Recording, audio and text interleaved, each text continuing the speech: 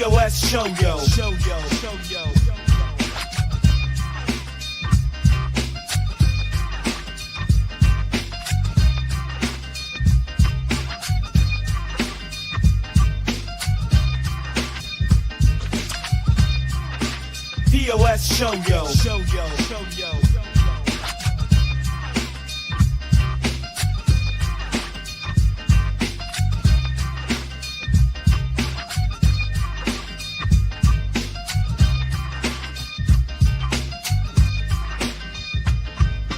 Yo, it's POS with Pat and Bobby. News so wild it's never sloppy. Talk the truth, don't make it snobby. Who's the POS? We getting choppy. POS show yo.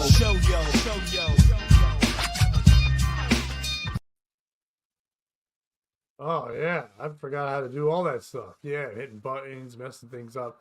What's going on, Bobby? It's been about a month, I think, since we podcasted. Yeah, the month of regrowth and replanning and remodeling. What? See, we have a new opener, a new theme. I'm just teasing. It's great to be back. I was gonna say, like, did I have a fever dream? We didn't plan shit. No, I'm so happy to be back with you, buddy. How are you? I'm good. I don't know why I'm not hearing you that loudly in here, but that's me. I think I turned my mic down. How about now? Can you hear me? There you go. You sound beautiful. And if I'm in the dark, I don't care. I didn't feel like turning on lights. So you're all going to be okay. No one's there anyway. So, but thank you. I saw Chairman Mao wrote something quickly in there. Thank you. I was on Carl's WATP yesterday. Good time as always. Fun time there. We didn't shit on Tom Myers, sadly. He said he thought I was getting tired of that. So I'll never tire of that. Please always let me do that. But we did shit on Stuttering John. A clip of that. It's like a 45-minute. This whole Stuttering John segment's up on their YouTube channel. Go check it out. It was fun. John spit this thing out of his mouth, and it looked like it was like jizz. It was like a thick white rope that just hung out of his mouth, and he sat there like to the camera. So like it wasn't like by accident. It was by accident probably at first. Then he owned it. It was, I don't know, very gross, man. But it was fun to be on there. But speaking of podcast, I see that you and Mike Boschetti of Mike Boschetti fame have been doing a podcast. How's that going? Absolutely. You know what? It's a lot of fun. It's a good time hanging out with Mike. We record every Wednesday. We put out the episodes every Wednesday. So it's a good time hanging out with him. We've had a couple of guests. We had Barb's versus the World. We had Stephen Garrett from Stephen Garrett's show. Lots of fun. Stupid, kind of corny. It's fun if you're high. Usual stuff. But speaking of podcasts, real quick before you move on away from that, I had a conversation with someone. And I won't say their name, but it starts with a Carl and it ends in a Carl. And I was saying that because he asked about the podcast. We've taken a little break for a little bit, just I've been working and stuff. And he's like, I said, and Bobby's been doing a thing with Mike Boschetti, and he goes, yeah, no, he goes, I'm sure that's fun, and I'm sure Bobby had a good time. He's like, but when Kevin Brennan and Southern John started fighting over him, you knew both their shows were over. It's like, you're like, yep. When you're both like, who gets the retard? It's like, no offense to Machete, but like, Jesus Christ. But at least I like what you're doing. You're doing something where you're making him a cartoon. The only thing he was ever supposed to be. When they talk about people being born in the wrong body, like transgender, I think Mike Machete was supposed to be cartoon. He says that, dude. He goes, I like doing cartoons because I should have been a cartoon. He gets it. That's the difference between Boschetti and Stuttering John is Bochetti's self-aware. There's a lot more differences. Mike Boschetti is still more responsible. We talked about it on yesterday's podcast. Dude, and I don't think it's an act or a joke. He was not understanding, even though he bought a house like 6 months ago, but he didn't move in until like last week. And he didn't understand why his power was off. He's like, well, I haven't been there yet. But he didn't pay a bill for 6 fucking months. But he somehow thinks that, well, why would he have to pay for it then? No, absolutely. And what I like is Mike is normal. Like we did a show together. I drove him, so he got me some time on his show at Governor's. And on the way back, he was like, can we stop for food? And clearly he's on a diet. And we went to Wendy's and just watching this man house a Wendy's and being like, we have to eat here in the parking lot. We cannot go back to my place with this food. What do you mean he's on a diet? I don't know anything about that. Like, I'm guessing somebody's like, hey, Mike, you got to eat specific things. I don't want to see you eating this junk food at either his brother or his mom, who he lives with. And yeah, but do you think he follows direction? No, I think it's awesome because he does things like, "Hey, before you take me home, let's stop at Wendy's." Right. Also, do you sit him in the car or does he sit on top of the car like the Christmas Story? He actually picks it up like the Flintstones and runs. Okay. Does he stick his head out the window and his tongue and enjoy the breeze? Absolutely. He's a good dude. But I'm speaking sure of he is. Carl, I was actually with the world's infamous Earl David Reed last night. World's famous, infamous. Yeah, he's half famous, half infamous, depending on who you talk to. But I was at the Appel Center with him last night, and a fan from Who Are These Podcasts was like, "I heard you on Who Are These Podcasts. It's my first time seeing you," so it was cool. They come out and forth, man. It's awesome. They've got fans all over the place. There are people all over this country very happy that somebody is picking on Stuttering John's shortcomings and failures. It is crazy. It is very wild that people are like, no one liked Stuttering John when he was famous, quote unquote. They liked the Howard Stern show, but no one was like a Stuttering John. Nobody ever was a Stuttering John. Like that can't be disputed. You can dispute that he had some talent or that he faked being a stutterer more than he had to, or he understands some of the jokes he's doing now. But there's no disputing that nobody ever was like, I'm tuning in for Stuttering John. I mean, people turned in for Baba Booey because they were like, feel bad for him. People turned in for the sound effects of Fred. People obviously turned in for Artie. People that were like sympathetic turned in for Robin. But nobody, even Levy, people would be like, oh, he's going to be on a roast, whatever. Yeah. It's Shuli did the news, so you tuned in for the news. Yeah, but that once you get into the Beetlejuice, you are getting into the non-employed people. And that's what I'm trying to say. As all the employed people that were there and paid people, Jackie Martling, obviously tons of people tuned in for him. But yeah, nobody, no one, not one singular, not Susanna, nobody. No one ever in the history of that show ever tuned in going, I wonder what Stuttering John's gonna do today. He's gonna stutter. Yeah, and like be an asshole too. Like sometimes there are shows, and we know guys who stutter, that shows had them on to point out their stutter, but you were almost rooting for them. Nobody likes. But they came on after, right? He was the first stutterer, and then they had John the stutterer, and then other speech impediment man. I think right away they were like, we need someone who stutters. Like Howard Stern had a thing where he's like, I need someone with speech impediment, but I need a better person than this. Like a better human being, yeah. But not even that, a better handicap. Like he was literally like, you're handicapped, and you even suck at being at that so much.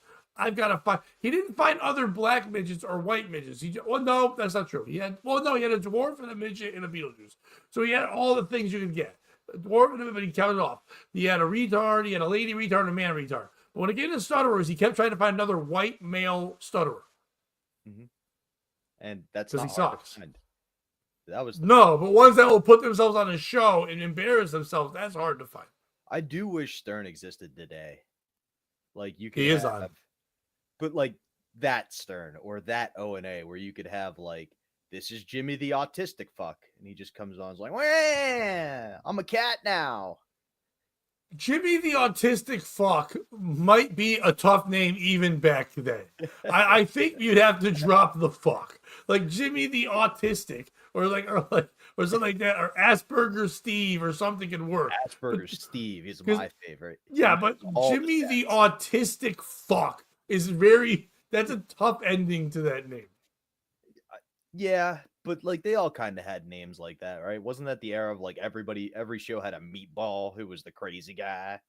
I'm gonna go out and do all these fun stunts. Like what other fun stuff could you have? You could have Tina the tranny. Well, is it fun to be Tina the tranny? It should be a name that goes both ways. Like Tina. Or like Jimmy. Doesn't go both ways. Oh, Jimmy the autistic guy. You've hated that name, so we made you now. You're Jimmy the tranny. He's like, I hate the name Jimmy the autistic fuck. It's too harsh. They go, okay, now you're just Jimmy the fuck. And yes, Tony, how are you, sir? I am Silhouette Me today. I am in hiding. I'm gonna use a distorted voice later, only for live. Can you hear it? I'm in hiding. I didn't molest those kids. It was Stuttering John. Oh, this stupid finger. That's why he stutters. Yeah, I don't think any other, even if a show could do it, you can behind paywalls. It just wouldn't work. Once someone does something, it is dumb to kind of do it again, and that happens all the time. Every movie now is a remake or a fucking flip of something or kind of a borrow from here. And there are some original things, but for the most part, I don't want a Howard Stern again because it would be trying. And in his prime, he wasn't trying; he was just having fun. That's a good point. And that's what I like about our show. That's why I was looking forward to hanging out with you because we have fun. I like that you're doing like these little like explainers afterwards. You're like, and that's why Jimmy was an autistic fuck. I'm like, oh, thanks. It's like a fable. I like it. The co-host I've been working with a lot lately needs those explainers sometimes. I know, and that's why I'm kind of trying to go, hey, I'm not Mike Buschetti. I get it. We both have large heads and glasses and have failed in comedy, but we really don't need the same treatment, sir. No, but it's good to see you, man.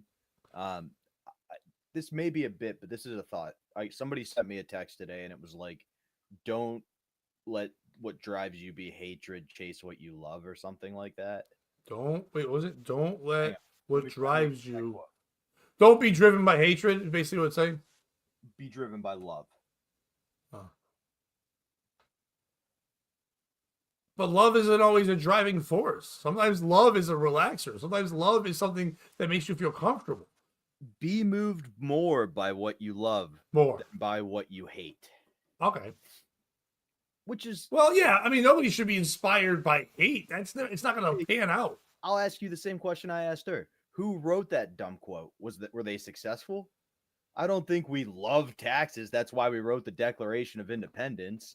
I don't think the guy with the mustache that we're not allowed to have anymore loved that group of people so much, and that's why he did what he did. I think it's hatred drove a lot of successful things sometimes. No, but then look at how the taxation looks now and everything.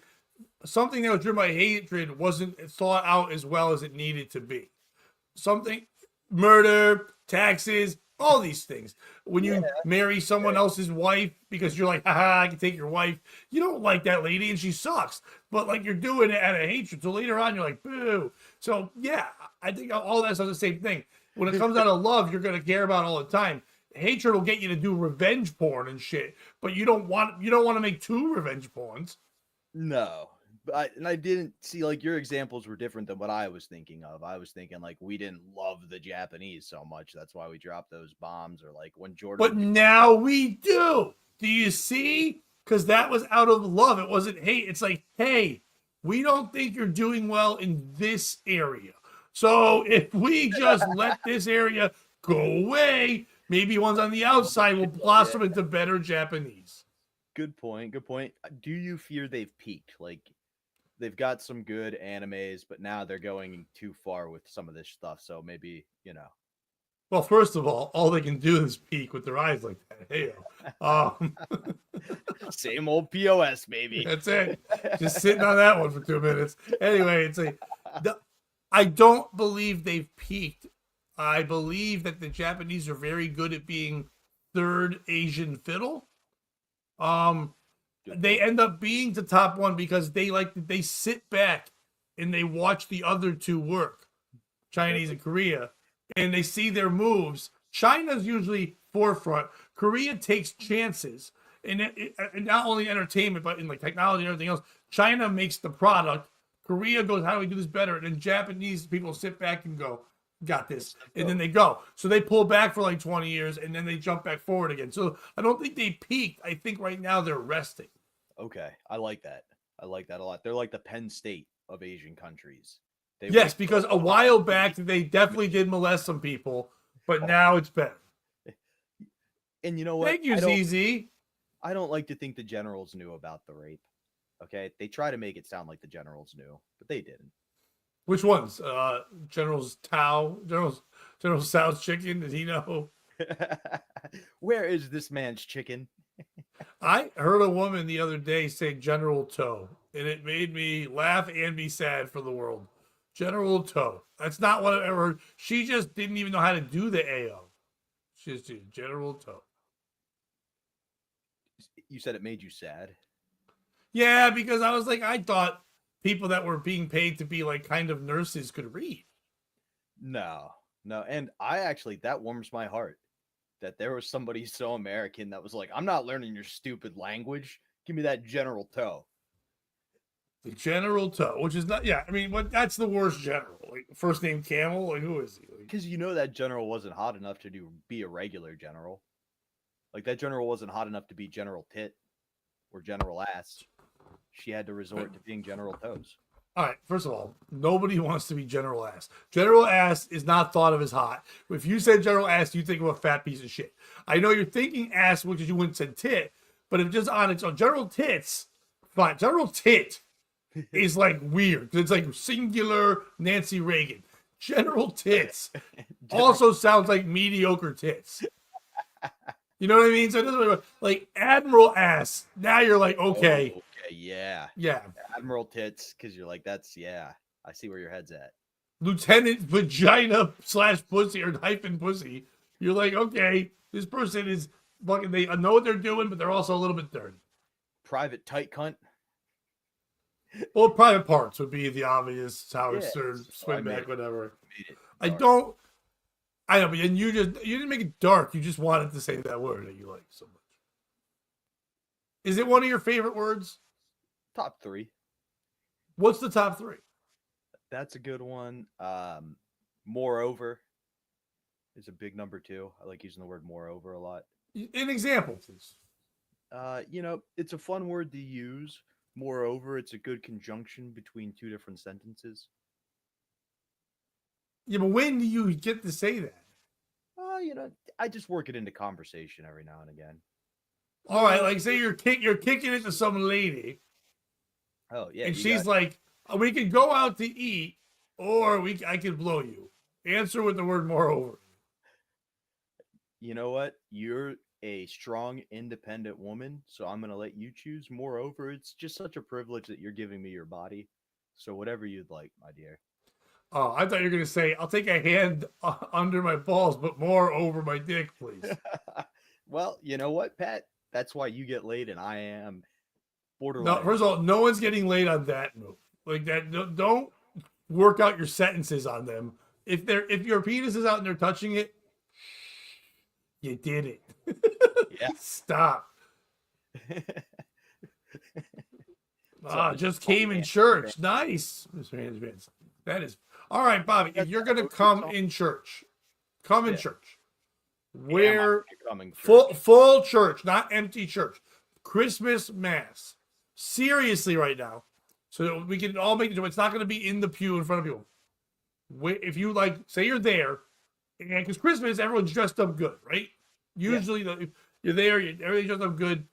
A woman just looks fantastic to the point where you are like, I got to get rid of this. Where inside the church, not downstairs in the basement, no, inside the church itself, are you jerking off? And you said it's Christmas, so it's full. If it's full. There's songs.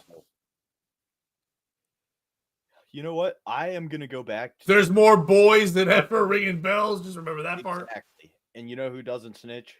Boys who are just happy there's heterosexual sex, which is why I'm going back behind the altar. There's usually a back entrance you can get into on the way to the bathroom, and I'm going in that little room where they get changed. You get the snuffer. Yep, and they're gonna have the incense going, so it'll cover up the smell. See, ZZ's like me. That's what I thought.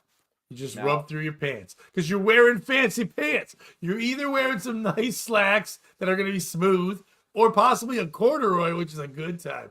And if you're doing that, you can get a nice little rub on. Yeah, you jizzed in your pants, but it's the Lord's work. Absolutely. And sometimes it's right before you get confirmed in 8th grade and it's your one shot with Caitlin Custer. So you just take it and you get an HJ. But it's not a shot with her.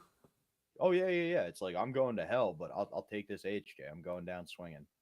Yeah, but it's not with her. It's to her. No, she was doing it. No, we're not talking about you getting a hand job. This is you masturbating. Oh, no. I was telling a real story, but me masturbating. Wait, for real. In 8th grade, you convinced a woman to jerk you off in church. It was and we've never heard this in the history of POS till right now. It wasn't Never great. on stage. The greatest moment of Bobby Tamburo's life, in most men's, I'm not shitting on you, most men would never have the balls to get jerked off by a woman in junior high in church. But you, Senior Smooth Pants, was able to get a woman, I know you're not Mexican, but the name worked, to jerk you off in a pew in church. So she's married now, and she turned into a nice lady. At the time, she had a bit of what the kids call a reputation. And to be clear, this wasn't maths. This was like one of those you're practicing for confirmation or doing something. Which is worse because there's teachers paying attention. There's a lot more focus on you guys than that distracted church. But as you know, as a comedian, that is your time to shine, right? Anything. But you weren't a comedian then. You were just a boy with a heart. I was a boy with a heart on and a sense of humor, and if I would rather get a laugh. So that's While that. jerking off? No, getting jerked off. It's No, I'm saying like I could never mix that with humor. you know In what? 8th grade, if somebody jerked me off in front of people, I would still be embarrassed now.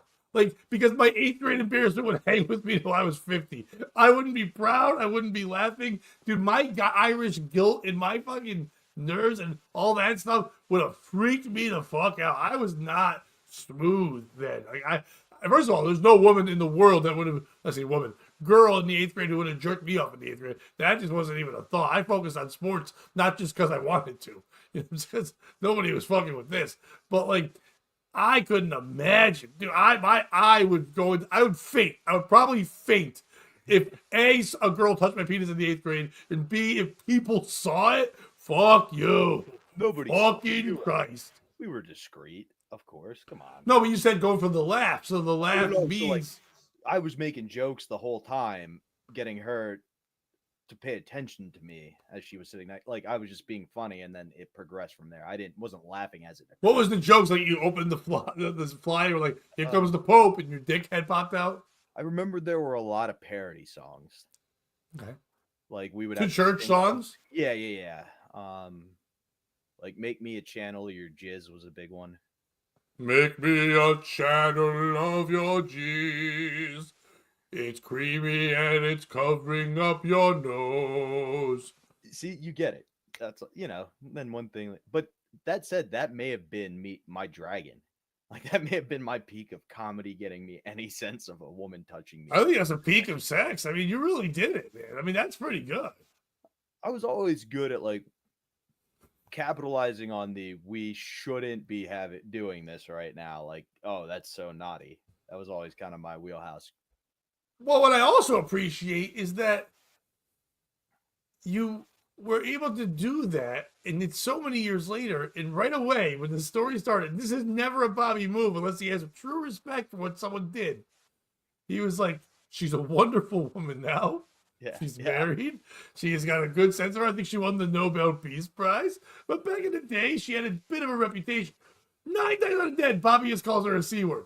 This one, because she was such a hero and such a memory, she is such the Jenny to your Forrest Gump that you just respect her, even though she probably has AIDS now. You know what I mean? You have no idea how accurate that is. How many times throughout my life I threw away good relationships for that stupid, lovely woman. But why not? Because she was there at a time when no one else would have ever been. No, exactly. And you know what? As far as somebody getting touched in a church, that's one of the best stories you can hear. It's one of the few ones that the guy getting touched tells. Yeah. It's Exactly. Usually it's the priest just telling it to the authorities or the Pope. You gotta move me. And then they just played Britney Spears' Oops, I Did It Again. No. Bow, bow, bow. Oh, man. Yeah, well, we talked about this before, but you were an altar boy, right? Yeah, I was. And then I was like what's called a super altar boy. They're called MCs. So like Were you bitten by a radioactive altar boy and you got powers that I can touch? No, I was, to be honest with you, they were just happy there was a normal person on the squad. Like, oh, we had all normals. We like a lot of the kids with the boys, we did it because it was in Cheshire. There was some money, so you would do it because weddings you'd rack up some cash. So I never got the wedding rotations, which was silly. But I got, being an MC, you got to do cool shit like turn the pages when they were doing the big prayers and stuff. It was like Yeah, I was never turn the page guy. I was also not rarely carry the cross guy. I might be back walking the candles and stuff, but I was never. I think once or twice I got the cross, but there's other kids that just wanted it, and I'm like, you go ahead, because I feel like I'm gonna drop it or trip with it or fucking some shit. You know what I mean? yeah, I was either the cross because again, a couple years removed, all the cool people stopped doing it because all the rumors got out. My parents were like, he'll tell people. Like they know Bobby can't shut the fuck up. Nobody's gonna touch him. So I was one of the few Well, people I mean, who hold the cross. I Like know literally, they knew you for other things to not shut the fuck up, but I'm guessing an adult just tugging on your handbag makes you quiet real quick. yeah, that's true. I think if it was a dude though, I'd probably fight him as a kid. But it's not a dude at that point. It is someone that you've been told is such an authority figure, and as a younger person, been told he basically knows God. It's such a mind fuck. It's the worst mind fuck of all the mind fucks. Of all the ones there are, I think that one is even worse. And I'm not, listen, if you're out there and you're molested by other people, I'm not shitting on your molestations. Yours was sweet too. What I'm saying is, even as bad as an uncle, okay, besides a parent doing it to a kid, that's it. That's the fucking, fuck you. Priest is still worse than uncle. Because it's the God thing. And it's I don't believe the uncle's ever hyped up. No. You're never like, hurry up at 7 a.m. We have to get to hear the uncle speak. You know what I mean? Like, it's never like, go confess your sins to your uncle. Like, that shit's not there. He's built on guilt. You know what I mean? And all of a sudden, you're supposed to trust in him. You're being told, and you can tell him anything because God sees everything. And you're like, well, God's going to love watching this. And then you're like, oh, fuck. Now I've been beat off by this guy. Who do I tell? My parents aren't going to believe me. They're going to tell me to shut up. It's not now. It's back then. Even now. I know people say now it's easier. It's still not easier. If you're someone that's super religious, like in the middle of this country, Bible Belt section, they ain't buying that shit. Not our priest. Or if he did, you should be lucky the hand of God gave you a little finger. No, and thankfully, like the churches I went to growing up, we didn't have that. We had no molestation? No. Without representation? No, exactly. And like the one dude I shadowed, we had to do a career project where you were like, this is what I might do with my future. So I shadowed him for a day. And we just drove around while he got high and played Christmas music for old people and gave him communion. And we got Christmas cookies. It was the best day ever. That sounds pretty good. Yeah. I don't think I had any good church stories. Like, I remember in like high school, like early high school, I didn't go to my church in Cheshire too often because my dad had us on the weekend. So we went to the church where he lived, either in Milford or in Derby. So because of that, I never saw kids I knew in church. And when I started to get to like high school age, there were some weekends because of sports and that where I stayed home. So I would have to go to church in home. And that's when I got to see the girls I kind of liked or had crushes on in school in dresses at church. And I'm like, yeah, I like church.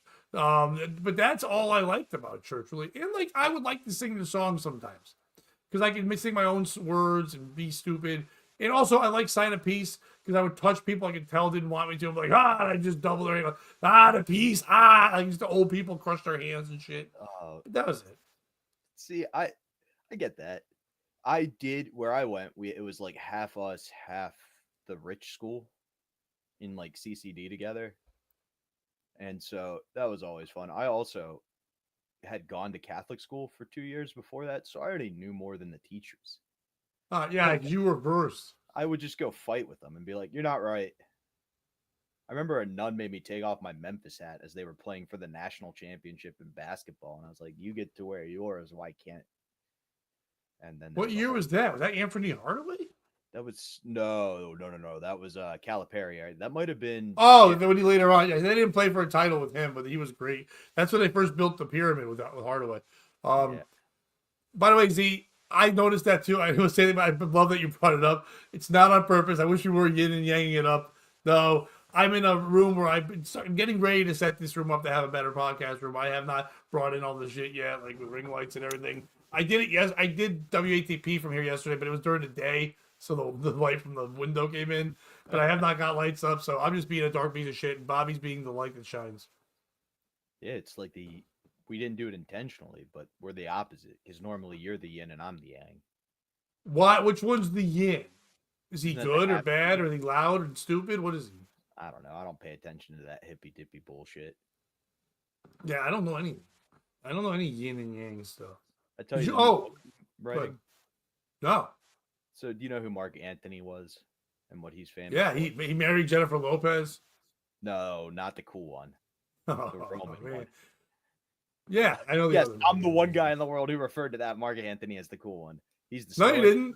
Listen, right here. He was way better than Ricky Martin. And he was a little bit ugly, but he was such a good singer that everyone just decided he was hot. But he was kind of ugly. You know what? You're not wrong. But he did get to marry J-Lo. And that's why I'm Yeah, but then she dissed him in that fucking shithead movie I had to watch with Ben Affleck. Well, I'm just gonna say I'm glad I screwed up and said Mark Anthony instead of Marcus Aurelius. I was going to say, isn't it Marcus Aurelius? I like it. It's Mark Anthony.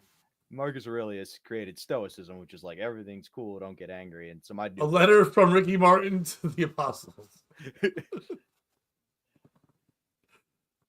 Dearest Okay, sorry. apostles. No. I love it. So my book's gonna just be Marcus Aurelius was a pussy, and so are you, using anger to fuel your dreams.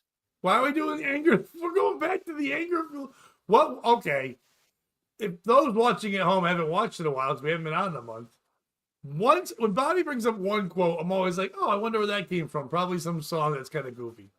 When it's more than once, Bobby's trying to impress a woman. So let's all sit here and say how great this quote is, or bad, depending on what we're supposed to be doing with this, to make sure that when you do it more, that you are sending out the cock signal to go, hey, I'm mentioning your quote. No, I mean, not at all. To be honest, this is from my buddy Jason, who's weirdly Got sending big tits and a huge ass. I wish. General tits. General tits. But He yeah. chiefs my staff. So, did you watch any of the Jake Paul, Mike Tyson battle? I did. All right, what did you think of it? All right. If it wasn't fixed, I kind of respect Jake Paul a little more than I did. Okay, are you on the side of it being fixed? Not in the sense like this is how it's going to go down, but I'm guessing they knew Tyson couldn't move. Like he didn't have more than a round or two in him, so they were like, after those rounds, we won't kill you. Okay, I get that. Now, I'm not saying this like in any, I know more than other people think, but I kind of looked into this for a while when it was coming out because I was very shocked that he was doing it, first of all. Because if you've watched anything with Jake or Logan Paul, they may not be classic boxers or anything like that. They're very athletic guys, and they're tall, they have reach, and they've accomplished basically everything they've ever put their minds to. As much as you want to hate these guys, the guy is boxing and running his own promotion. You know what I mean? He saved boxing as much as you want to call him, as people are going YouTuber. I feel exactly the same way. And he actually did a lot of good last night, which I'll get to in a second. But to get to the part of the fix and everything like that, when they're saying, oh, you were just saying with the that part with him being weak. Mike Tyson was very ill in June. He lost a ton of weight, was having issues in the hospital and stuff. Mike Tyson did not want to do this fight for a little while. Jake wanted it, obviously. It was able to be such a salesman that he got a lot of money from Netflix before the event happened. If you saw the numbers, everyone got paid really well on that card. Mike Tyson got $20 million, and they said that for a while he was bankrupt, but then was able, with the weed farm and all these things, to get his total with everything, cars, any property he owned. He was about 8 to 10 million. If you think about where he was with 140 million at one point in all his life and stuff, that was a struggle to get back there. But that 10 million was going to be gone in a second, because if he tried to do anything again, he'd have to spend like that again. You know what I mean? Like, no matter what, there's going to be always expenses for someone like that who lived that life. For Jake Paul to get him 20 million, double about what he had to fight 10, 15 years to get, is pretty fucking cool on Jake Paul's part, because he could have been like, hey, this was basically, if you're a comedian, like a bringer show. Yeah. If you watch this bout, the 4 matches they decided to put on TV, the first 2 guys were Brazil's crazy YouTube guy. He was like their guy, Brazil, Jake and Paul, fucking yeah. right. It was the two countries, they're their guys. And they were there just to kind of fight, but to be there to draw those countries to watch Netflix and watch this thing. The second one was a match that needed to be on TV if you want to save boxing. That was two skilled men, and it was a fun story, and they told it in the ring. The one guy was the champ, but they're like, he's first time defending. This other guy was kind of like, not chosen last second, but like a guy like, this is supposed to be, in their minds, a good warm-up before you fight real contenders. We'll give him a title shot, whatever. And that kid decided, I'm going to be on TV, and I'm going to give it my all. And for a couple rounds, that kid put really well. But man, the way they punched, the way they hit, the way they moved, that was boxing. And it was like, if people want a new sport and don't want to MMA, I know everyone loves UFC, but it gets clouded, it gets confusing. I like a sport where here's the one thing, not like, oh wait, they can do that now, they can flip here now, they can do that. Wait, you can kick like that, but you can't kick like that. I like a boxing match. So it was nice. The women's match, you had this rivalry that was like WWE like this one woman that's the white girl's being pushed, plus the tough ass badass Puerto Rican chick who called herself a Boricua in the fucking promos and shit. She has a manager who talks shit and told the white girl she had too big of a head. Like, it was everything you needed. You had a girl who was cheating, and I want to watch them fight a third time. I know it was the second time, but the second it was done, I'm like, I want to see them fight again. And I want to boo that Danny Hurley like white girl. Now fuck her. We have a very different stance on that fight, my man. But she was headbutting and doing stuff. No, but I liked that she was the villain. Don't get me wrong. I appreciate it. I don't think she was the villain. She headbutted the shit out of her twice, so you could see it on there. She fights every fight like that. Cause I went back and now watched things where they were saying that. She literally goes in headbutts and throws that head in there and gets the cuts. It's fucking bullshit. And she doesn't get called on it because they want a white girl. Like, it draws a little bit. But the one they called her on, she didn't do. And that bothered me. It was just because her ring guy wouldn't shut the fuck up about it. And but that other one she did do. So even if you did call it the wrong one for the other one, you could call it back. When an umpire misses a strike real bad, later on he calls a strike that might not be there. You know what I mean? Sometimes you got to make that second call to tell the team, I got you, my fucking bad. I mean, and then the guy was like, fuck this ref, he stinks, whatever. And then we got our main event where Jake Paul owned the idea that the world needs bad guys again. Logan Paul has done this too. These two do not mind being booed. Dude, he came out to the song that Mike Tyson danced like an idiot to in Hangover. You want to talk about being a fucking troll? That's a fucking troll. In the Air Tonight, everyone knew what that was. And Logan sitting next to him doing the drum thing that Tyson did in Hangover. You're trying to get a guy's head. And yes, the script did leak because they had a script for the day before of the fucking press conference. I have no problem with that. As a wrestling fan, they use the ramp they use in wrestling now, a lit up ramp. They had the Dallas Cowboys. They were trying to make this a spectacle and make you give a fuck more than like you have to be a boxing fan to be in this boxing ring. You know what I mean? They were trying to do more. But when they came out and they did all that shit, it was wild. He came out wanting to be booed. He wanted the world to like Mike Tyson. Think about what he did. I get it. He's older. We all look at him that way.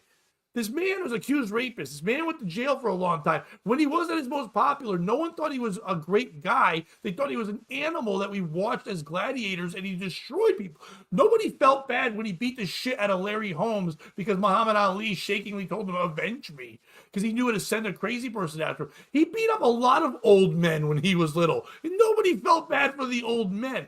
So if Jake Paul comes into this and fights him, and I believe they both fought to the best of their abilities. Mike Tyson doesn't have the gas. I can joke with you, Bobby. We've done it before. I played basketball at a good level when I was younger. I still, in my mind and in my body right now, feel like I can shoot for a little bit. About 2 minutes in, my gas would be crazy, and I wouldn't be able to keep up with you. I might have a good 2 minutes, but I'm 50 years old. My body's been weighed down, things happen. No matter how Tyson trained or did whatever, he's never going to be what Tyson was, but his brain is going to make him fight like Tyson, not like Floyd Mayweather. And he's going to have to, he was trying to go forward and he couldn't. Jake Paul's only fought 10 fucking times in his life. Yes, everyone's like, well, he doesn't fight guys his level. Because he's a businessman first. He's Don King if Don King was in the ring. He's fighting Tyson because he made $60 million for him and his friend. Yeah. If you got everyone else paid, he's not going to fight Joe Schmo, the guy who's going to kick his ass. What does that do? He knows he's never going to get a title shot. But I'll tell you right now, if I was the WBC, I'd give him a title shot. Yeah, I'd be like, people but the why not is because he wouldn't be able to dictate the number of rounds at the times of the rounds, all the shit that was happening. You'd have to sanction stuff would be different, and I get that. But at the same time, I would give him a shot just to get the fucking look at the thing. And if your champion destroyed him, you might get new fans. Now, if he beats it, now boxing's over. Boxing's over if he beats the champion guy. Because that's when you can say, fix all you want, even if he really did it. But Jake Paul fought like a guy who's fought 10 professional fights. He kind of knew his feet. He knew his one punch was that right hand. And that was it. And he tried to get that thing, but he was not going to let Tyson get in close. He hugged at the beginning. He did what a learning guy does. And he was fighting one of the most boxing smart people in the world. The guy has a million IQ when it comes to boxing. He's his whole life, that's all Tyson's known. So Tyson knew where he was going to try to be. So it became a stupid little dance for the 8 rounds they did. I never expected a knockout on either end. I never expected Tyson to win. I wasn't sure if he'd be able to finish. I thought maybe they would just kind of call it. But he went the 8 rounds. But then you could tell that they didn't think it was going to go that way because at the end, there was a setup thing for Logan Paul to be next. But Tyson was too tired to even fucking do it. You can see that. He's like, who do you want to fight next? He goes, I don't know. Maybe I'm done. I don't know. And then he's like, he looks at Logan and you can see, yeah. Maybe I fight that guy. And then Logan, because he's such a good villain, just went, I'd fucking kill you. Dude, that was my favorite part of the entire thing. When he was like, that, I was like, that'd be amazing. And yes, if Paul died, that would have been cool. But that's easy. But I enjoyed what it was because it was supposed to be a spectacle, a pay-per-view. I wasn't supposed to watch that to go, this is boxing. If I was the case, I'd watch boxing, which no one does. You got me to watch a spectacle, so I'll watch Jake Paul thing again. And I think you nailed it with the fact that they added real boxing into the spectacle. So, like, it kind of helped boxing. Yep. Yeah, it showed people what boxing really was. It reminded me a lot of, when Apollo Creed dies in Rocky IV. Yes, I was thinking that. It reminded me so much of that. Like, he was setting himself up to be the villain. Like, you almost started to root against him because it was so over the top. And yeah, I thought it was great. I like that he didn't kill Tyson. He had the opportunity, if he wanted to, those last couple of rounds to really tee off and go for the knockout. He didn't. And if it was fixed, it wasn't written for Tyson to take a dive. And that made me happy. Like, you didn't hurt his legacy. How old were you? And if you weren't born, I'm sorry, I'm not thinking math right now. How old were you in 1991? -1. Okay. So you were not alive for Mike Tyson, Buster Douglas. No. I remember, because it happened in Japan, and this is before, you could just watch things on every TV channel or whatever. If ESPN or somebody else or HBO wasn't covering it at a certain time, and you weren't really getting the updates on it until like a day or so later on. And there was a paper, and if you know what the Sporting News is, it was a obviously a whole sports newspaper, but it was written like the New York Daily News, where you open it like a book, that kind of way. There was one that tried to copy that for a while called The National. The National was kind of like if USA Today met the Sporting News. They had wacky colors and charts and all that. I remember on Monday morning, on my way to school, my mom driving me and my friends there. We stopped at this little convenience store our notch store in the town, and I grabbed the National and saw Buster Douglas on front. Dude, anyone you talk to, any radio you listen to, everybody was so happy that Buster Douglas finally beat that guy who kept beating everybody. Well, I remember Tyson's matches before that, people started rooting against him and not for him. So when people are trying to do the whole, we loved him. I mean, when he came back out of jail, people didn't even want him fighting. Like, I'm happy he's there. I'm not saying that you shouldn't be able to live your life differently, but for everyone to go, I can't believe Jake Paul would do this to him, or I can't believe that Mike Tyson, if you do think he fixed it, I can't believe he would. Really? You can't believe a guy who blew everything would fix it? Like, you really can't believe that? Like, I know you in your mind want to think about him as a saint. The man's not a saint. The man allegedly did a lot of terrible things to women. I mean, he went to jail for it, but I know some people feel like he didn't and he just got to do. But no matter what, the guy's main purpose on this earth is to punch men in the face really good. That's his goal. When he was born, he was a fucking fist, and when he dies, he'll be a fist. That's what he was. That's not a good person. He learned where to channel it. I'm happier he's doing that than just hitting random strangers. But to make him like this. Oh my God, the poor guy, Jake Paul, what an asshole, ripping off everyone. Jake Paul didn't make Netflix's streaming. Jake Paul didn't fucking make it so you couldn't get. And by the way, if your Netflix was buffering wrong, like everyone's was, that's because we're all addicted to Netflix, motherfucker. They couldn't handle, tens and tens of millions of people streaming one thing, while 100 million other people around the world wanted to watch Gilmore Girls. You know what I mean? Like, that's the problem with it. When they do their streaming, somebody. Prime, when Amazon Prime does theirs, I hate to say it, not as many people watch movies all the time on Amazon Prime or TV shows. You go to Netflix for that shit. If you want to go watch a newer movie, you might, but you don't really go there just to fucking binge watch. Exactly. Hulu doesn't really stream too much, but when they do, it's also still not the same traffic. Netflix, the world's going to that like it's their TV channel. Even if you have nothing to watch, you're going through, you're putting something on. So all that was hitting that fucking system is insane. So yeah, it might have shut down a little bit. But it shut down because Jake Paul made it that exciting that you gave a fuck.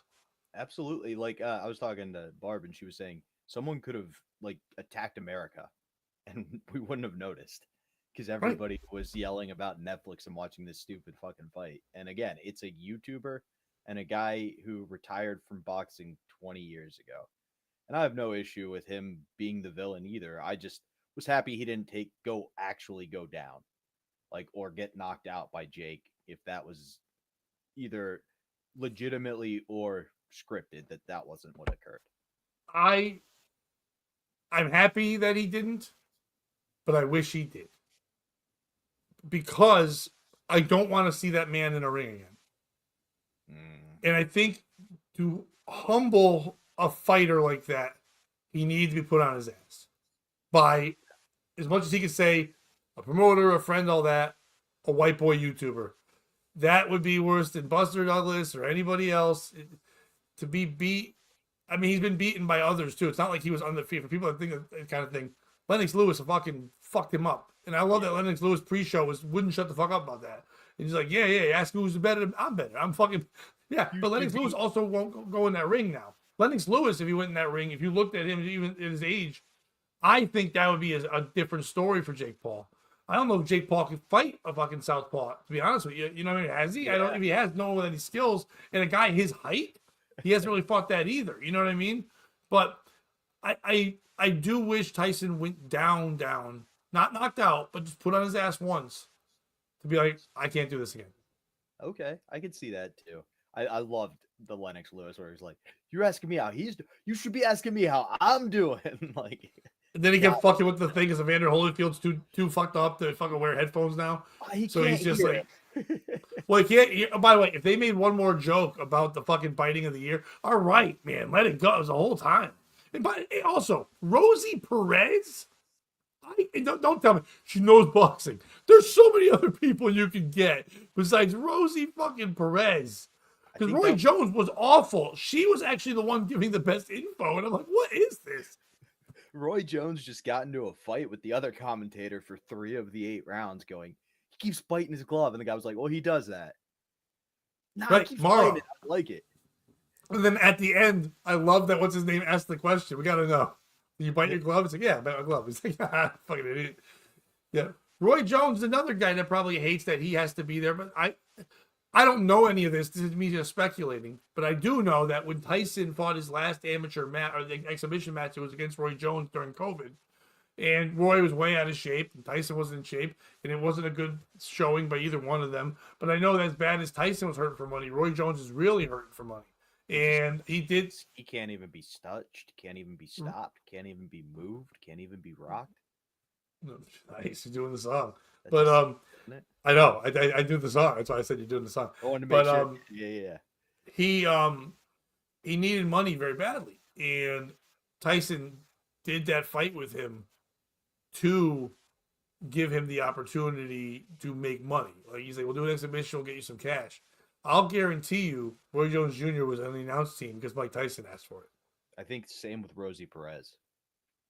Possibly. I know she's done other women's things before, though. They've used her, just no one watches it. That makes sense, too. Maybe she is very much involved. You know, it's like commentator. Well, yeah, they were colored commentators. That was fun. Now the question everyone wants to know, Bobby.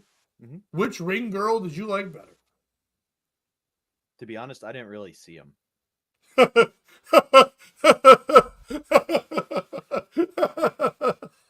Dude, I hope you're kidding. Because in every shot humanly possible, like even when the announcer was doing shit, they shoved them both in with their stupid tits all squeezed in, and they're just like still like on either end of the fake Michael Buffer. They would not stop showing these two women. It was fucking insane.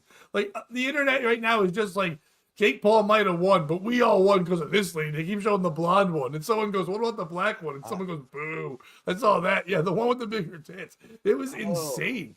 You mean Admiral Tits? Yes, that was Admiral Tits. That was my favorite. But yeah, I liked watching box. I liked having an event where I was like, "Oh, we're gonna stay in and watch this thing." That was kind of cool that it wasn't the ones I normally do that for, like the Super Bowl, or for me for WrestleMania. Something else drew me, and that did make me nostalgic because when I was a kid, my grandpa had HBO. We didn't have it. My dad didn't have it. But my dad, when I got divorced from my mom, he was staying with my grandfather, so we'd go there on the weekends. And so excited when Tyson's going to fight Michael Spinks. Tyson, he's going to fight, whatever. And you were very Carl the Truth Williams. And we knew we could go watch it on HBO. And it was an event. Dad, can we stay up late? Yeah, of course you can. And he's like, I remember he'd be like, it doesn't really matter. He's going to knock him out in the first round. Most times that would happen. But it was such an event to watch. I'm not saying it was the same thing. And yes, because it was Tyson, I'm comparing it in that way. But I think if Jake Paul fought someone else of a name, even if it wasn't, right? If Jake Paul announced right now he was going to fight Shaquille O'Neal, would you not watch it?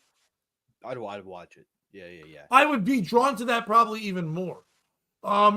If he fought J.J. Watt, if he fought Gronkowski, like, there are certain people that you can get. The talking alone between Gronkowski and fucking Jake Paul would be one of the greatest things of all times. I guess he's trying to get McGregor. That's not going to happen. I also don't want to see McGregor because I want to see height now. I've seen that. And I hate to say Logan fought Floyd, so I don't want to see Jake fight McGregor. They had their thing. You know what I mean? Like, yeah, I kind of want to see, to be honest with you, and he called him out, Andrew Tate. That would be a fun fight. It is, but you're not letting Andrew do what Andrew's a fucking world-class fucking kickboxer. You know what I mean? Like, yeah, but Tate called him boxing's out. there, but it's with his feet. Like, if Jake's gonna kickbox him, then fine. But I know he called him out, but I like Jake Paul as the bad guy, and then that one makes Jake Paul the good guy, and I don't think he's done enough to make you cheer him. Now you're kind of not cheering two people, and then people are going to go, "Oh, these two assholes," and then maybe not watch. I think it has to be a guy we love. That's why I'm thinking Shaq, like that. Like I said, like if LeBron retired, the brother from Everybody Loves Raymond. Yes, Brad Garrett versus Brad Garrett Jake Paul. Jake Paul. And then Ray Romano in Brad Garrett's corner and Logan Paul in other corner, and it's fine. Let's have Ray commentate. Wow. Yeah. Ooh, just whatever the fuck his stupid voice is. No, but I would like to see something like that. I mean, he doesn't need to do it because he has more money than God. But Jake Paul versus Dwayne The Rock Johnson, holy shit, the money you would make. Stone Cold, that's more his pace. But he wouldn't box. Stone Cold couldn't box. I'm trying to think of like who. No. But then it gets into the World WWE and it gets too fixed. But like, okay, I'm not a big UFC guy or know everything there, but Brock Lesnar. No, but John Jones. Oh shit. I mean, he's starting to do things again. I know he needs money. Would he do that? And then you can really push that. Because what's his name? I don't know the other name. Francois something. There's some kind of fucking French looking name. There's a guy who's an awesome. Yeah, I guess he's very good with his hands, and they've talked about him boxing as well. What's up, Jim Grindle? And Terry Nee, by the way. Hello, sir. Hello, Tyson needed 10-ounce gloves. Paul wore down the old man with 14-ounce gloves. Definitely. They were heavier gloves. They were going to be making things a little easier that way. You're not going to give Tyson 10-ounce gloves. But Tyson also didn't have any gas. Roy Jones didn't say much during that match, but the one thing he said nonstop was true. Look at his legs. His legs scare me. He was stoic. Mike Tyson's never just stood there, ever. He was literally just standing on legs that didn't want to be there. if he was stoic, he needs my new book. Marcus Aurelius was a pussy, and so are you. Coming soon. And where can they get that, Bobby? It's coming soon. Hey, speaking of coming soon, how's my album doing? It's also coming soon. No, good news. Yeah. It's actually progressed. It's starting to come together. Hopefully by the holiday.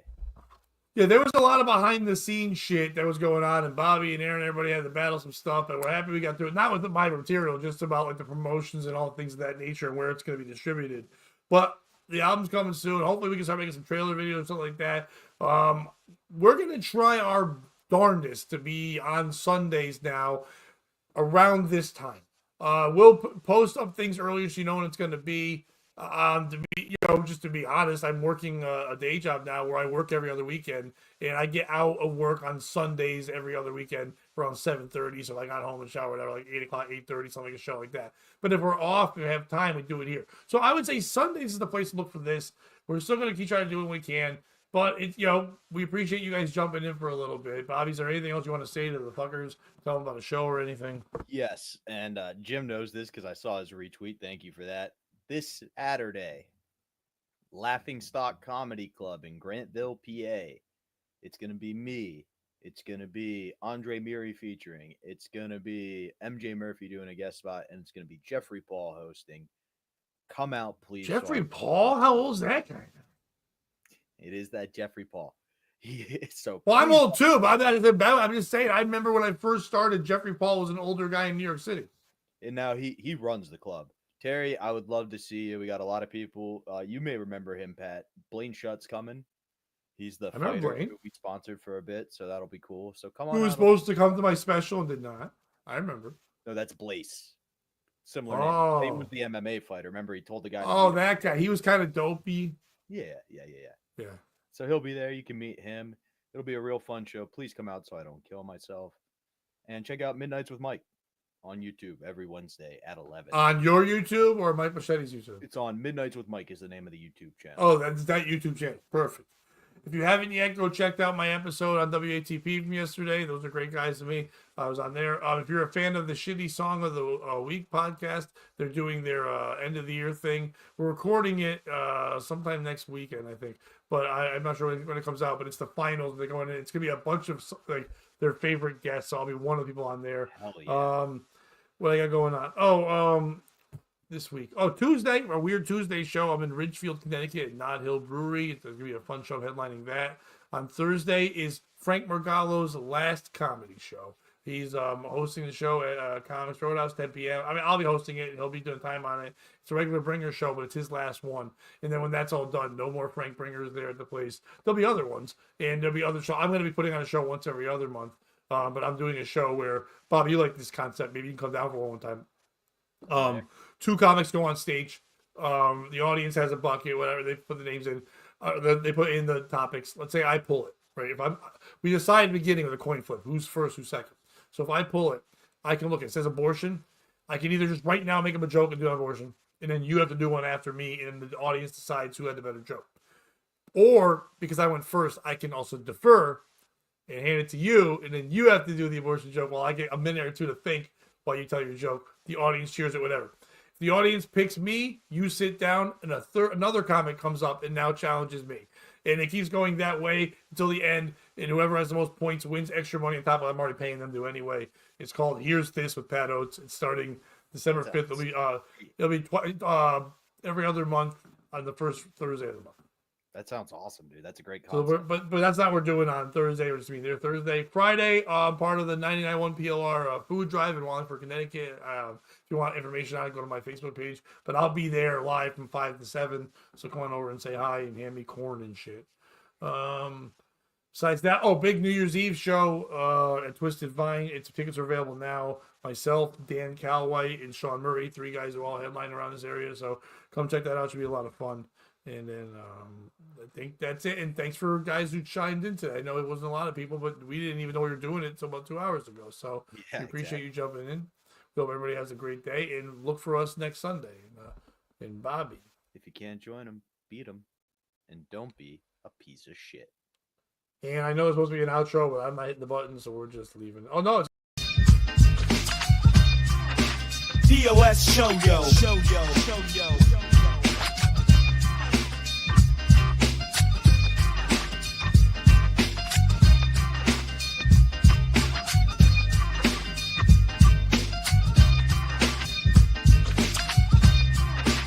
POS show yo. Show yo. Show yo.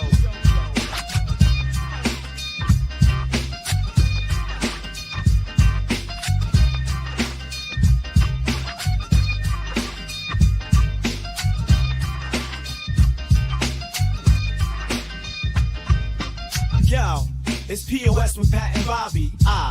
News so wild it's never sloppy. Talk the truth, don't make it snobby. Who's the POS? We getting choppy. POS show yo. Show yo. Show yo.